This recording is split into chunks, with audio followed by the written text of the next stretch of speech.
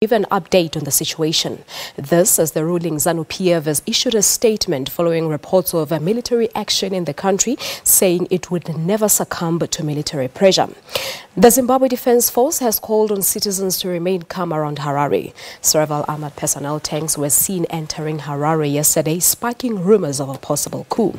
In its statement, Zanu-PF described the behavior of the country's Defence Force Chief, Constantino Chiwenga, as treasonable conduct. Chiwenga accused the party of being infiltrated by counter-revolutionaries who wanted to destroy it. Referring to last week's sacking of Vice President Emmerson Mnangagwa, Chiwenga claimed that Zanu-PF had launched a purging and cleansing process which is mostly targeting military veterans. Mnangagwa's axing paved the way for the 93-year-old President Robert Mugabe's wife Grace to succeed him as the leader. According to Zanu-PF's National Secretary for Information and Publicity, Simon Moyo, Chiwenga's statement was a move to disturb the peace and stability in the country. There are meanwhile unconfirmed reports of explosions in the capital. Both the US and the UK have issued travel warnings to their citizens.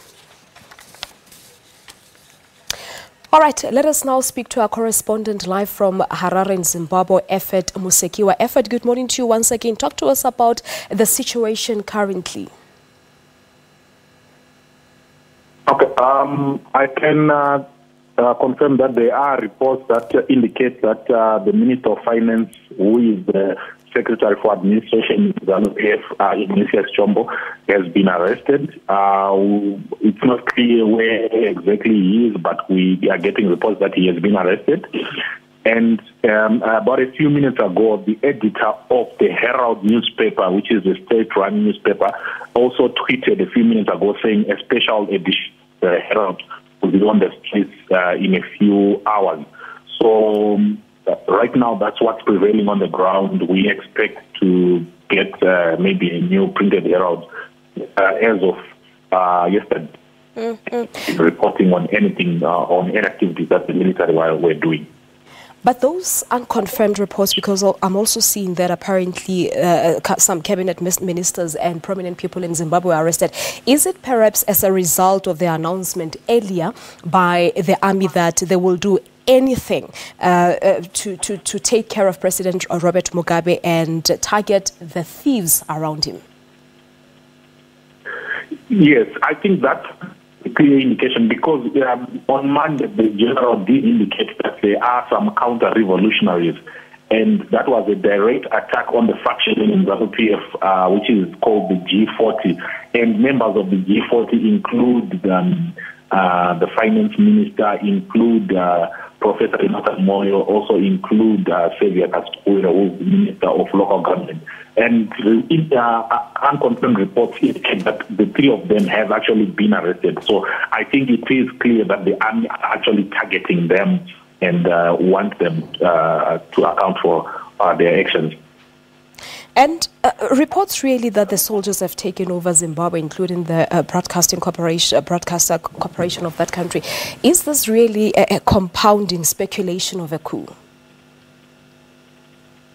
It's not speculation because I've been monitoring the state broadcaster on TV. Only revolutionary or songs that were played during the War of Liberation and some that were played after are being played. And after those songs, what you get is a repeat or a replay of the general statement that he made on Monday, of the General Chiwenga statement that he made on Monday. Then you get the statement which was issued at 4 a.m. also being replayed after that.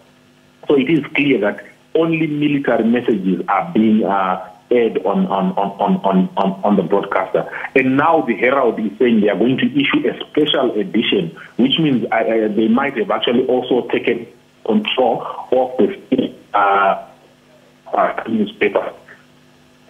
All right, Ephert, we'll leave it at that. Thank you so much indeed for coming through. That was our Zimbabwean correspondent, Ephert Musekiwa, of course, with the latest reports. I'm seeing on Twitter that there are reports coming through that there are cabinet ministers and prominent people in Zimbabwe who have been arrested at this point in time.